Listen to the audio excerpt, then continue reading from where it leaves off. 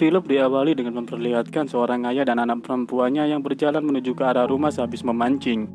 Ayah tersebut bernama Jacob dan anak perempuannya itu bernama Rebecca. Di sisi lain, istri Jacob yang bernama Elena yang di rumah sedang kedatangan tamu seorang remaja misterius bernama Axel. Axel di sini sedang ingin bertemu dengan Jacob karena ada bisnis yang ingin dibicarakan. Tak lama kemudian, Jacob pun pulang. Dia menanyakan maksud dari kedatangan Axel.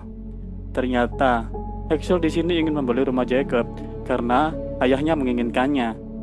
Namun, Jacob tidak berniat menjual.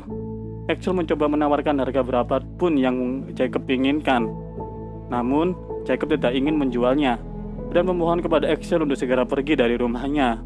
Sebelum Axel pergi, dia sempat memberikan sebuah kartu namanya kepada Jacob. Regards to your family. Here's my card. Ketika sore hari, Jacob, Elena, dan Rebecca pun bersantai di teras rumahnya. Tak lama kemudian, suami Rebecca yang bernama Mark ini menelpon, menanyakan kabar bagaimana kondisi anaknya yang lagi dikandung Rebecca. Rebecca pun menjawab, dia baik-baik saja, dan kata dokter 12 minggu lagi dia akan menendang-menendang.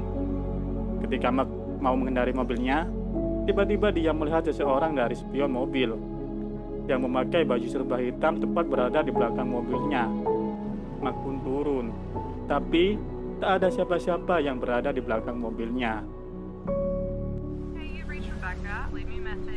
Di keesokan pagi, Mark mencoba meninggalkan pesan suara ke Rebecca sebelum dia pergi berselancar di sekitaran pantai Malibu.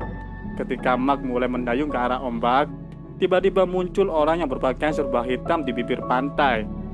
Dia sedang membuang sesuatu berbentuk cairan ke dalam air, dan seketika itu muncul ikan hiu yang memangsa Mark.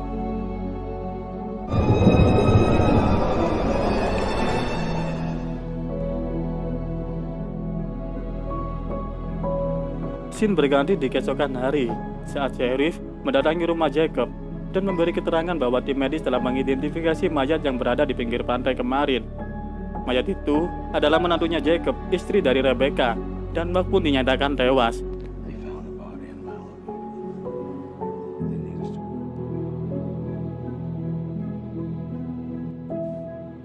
Ketika malam hari saat keluarga Jacob sedang berduka, tiba-tiba Elena istri Jacob berteriak karena dia melihat ada seseorang yang berada di halaman rumahnya.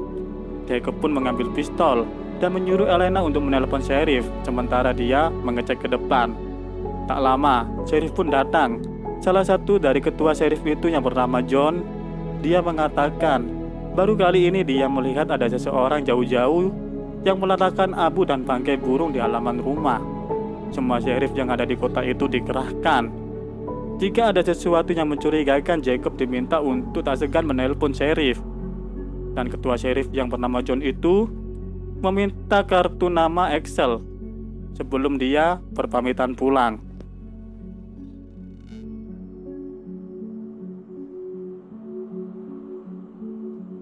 Next, di pagi hari, Rebecca yang sedang ngambil muda itu mengalami pendarahan yang sangat hebat.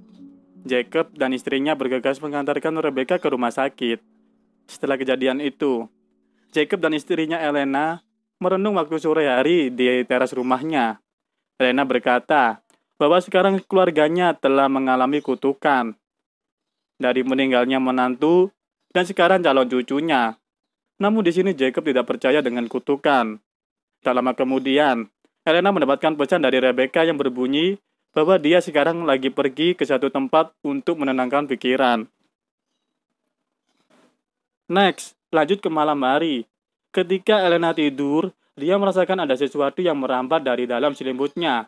Ketika Jacob membukanya, tiba-tiba seekor ular derik langsung menggigit tepat ke leher Elena.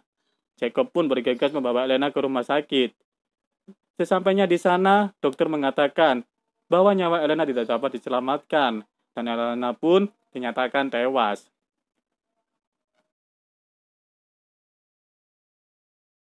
Di lain tempat, ketika Rebecca mencoba untuk melakukan bunuh diri dengan meminum pil bersama anggur, Rebecca di dalam mimpinya dia melihat Mark yang sedang tersiksa dan melihat sekumpulan kelompok dari Axel dan ayahnya Henrik It is already done, yang mencoba child. membunuhnya. Karena gagal membunuh, Rebecca pun akhirnya tersadar dari komanya. Di malam hari di lain tempat, ayah Axel ini karena gagal membunuh Rebecca, dia merasa bahwa Satan sekarang telah kecewa. Dan dia segera melakukan ritual dengan meminum darah dari seorang perempuan yang telah dibunuhnya. Scene berganti di pagi hari, ketika Rebecca sedang melihat video di sebuah YouTube. Rebecca melihat channel penyihir yang sedang menjelaskan sebuah kutukan. Karena penasaran, Rebecca mencoba untuk mengirim pesan email. Dan tak butuh waktu lama, dia mendapatkan balasan. Akhirnya, Rebecca dan penyihir tersebut melanjutkan dengan video call. Lalu penyihir tersebut memberikan alamat temannya ke Rebecca, agar Rebecca bisa ketemu langsung dan bicara keluhannya. Next, di malam hari, Rebecca diantar ke rumah penyihir tersebut dengan ayah dan salah satu sheriff. Sesampainya di sana, Rebecca sudah disambut oleh penyihir perempuan yang bernama Mary Beth. Mary Beth menyuruh Rebecca agar masuk ke rumahnya, sementara sheriff dan ayahnya menunggu di luar rumah. Di dalam rumah tersebut, Rebecca meminta kepada Mary Beth agar dia bisa menghidupkan kekasihnya Mark lagi. Di sana Rebecca juga bercerita bahwa ketika dia mimpi, dia melihat sekumpulan Axel dan ayahnya Hendrik yang sedang menyiksa Mark. Karena Mary Beth di sana ini mengetahui kejujuran dan keniatan tulus cinta Rebecca, Mary Beth bersedia membagikan lagi si Mark. Setelah itu, Mary Beth menyuruh Rebecca pulang untuk berpikir matang-matang. Jika sudah siap, dia harap mengabari Mary Beth lagi. Akhirnya Rebecca pun pulang ke rumah dengan ayah beserta sheriff.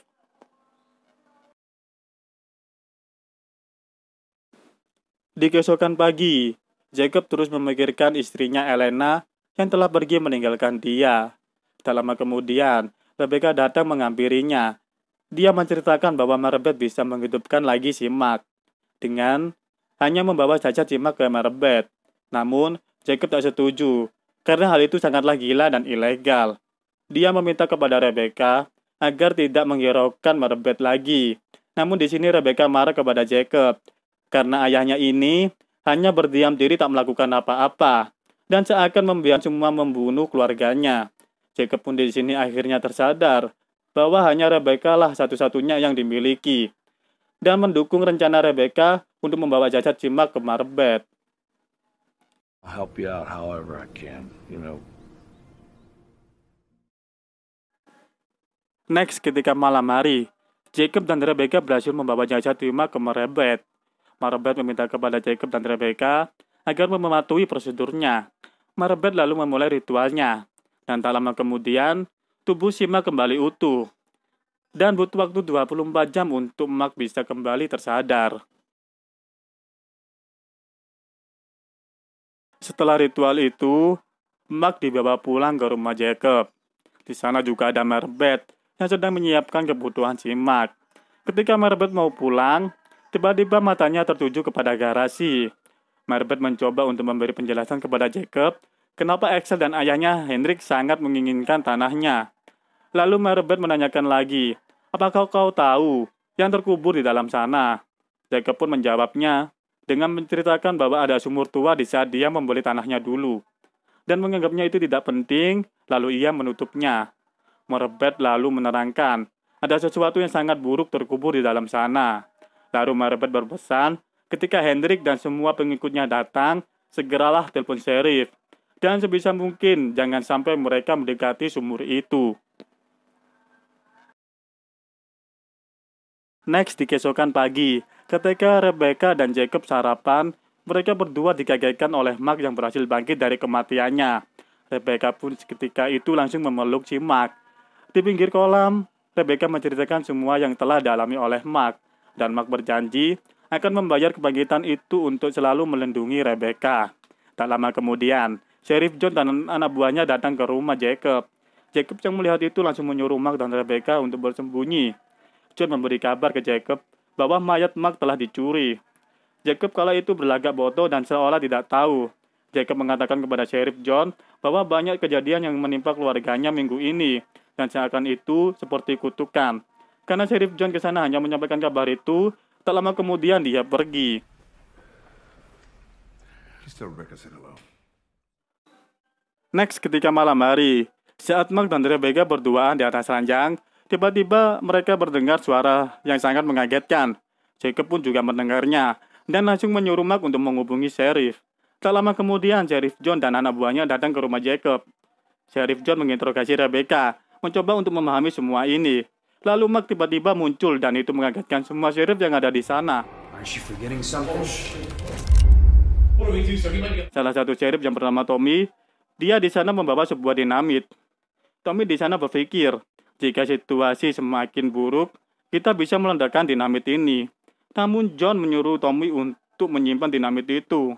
Karena jika dinamit itu meledak, kita semua akan mati. Dan Tommy pun menyimpannya di bawah kursi.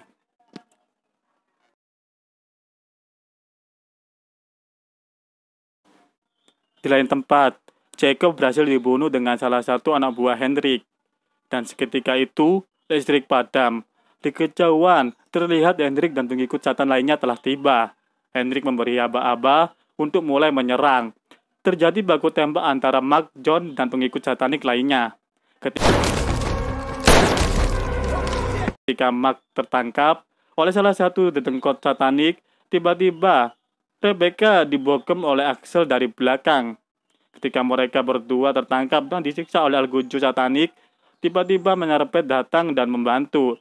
Dengan kekuatan sihirnya, Al-Gojo satanik itu berhasil dikalahkan. Dan di saat Menyarepet dan Rebecca mau meninggalkan tempat itu, Mark tiba-tiba menyuruh Rebecca dan Menyarepet pergi duluan. Karena Mark mencoba untuk menghentikan upacara yang berada di bawah garasi sana. Mark meyakinkan kepada Rebecca bahwa dia akan baik-baik saja dan selamat. Menyarepet memberi sebuah kalung jimat kepada Mark. Dan Menyarepet bergegas pergi bersama Rebecca. Mark lalu mengambil sebuah dinamit yang disembunyikan oleh sheriff tadi di bawah kursi. Ketika Mark masuk ke dalam sumur itu, upacara yang dipimpin oleh Hendrik untuk membangkitkan putra Lucifer itu berlangsung. Mark lalu menyalakan dinamit itu sambil melarikan diri memanjat ke atas. Semua yang berada di dalam itu mati. Yang tersisa hanyalah si Hendrik seorang. Hendrik memohon agar putra Lucifer itu bangkit. Tak lama kemudian, terlihat sosok makhluk yang sangat besar mengerikan bangkit dari kuburan itu. Dan makhluk itu membunuh si Hendrik.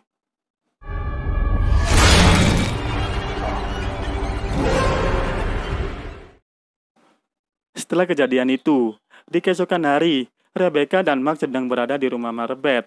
Dan Menyarepet sendiri sedang melakukan video call dengan penyihir yang ditemui Rebecca awal tadi.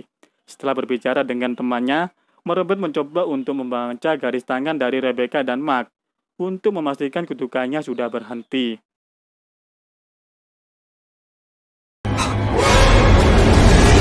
Selamat. Terima kasih telah menonton channel Indeks Film. Jangan lupa untuk subscribe, like, dan komen. Saya Mas Ray pamit dulu dari hadapan kalian. Sampai jumpa di film berikutnya. It's so cold outside. I'm alone.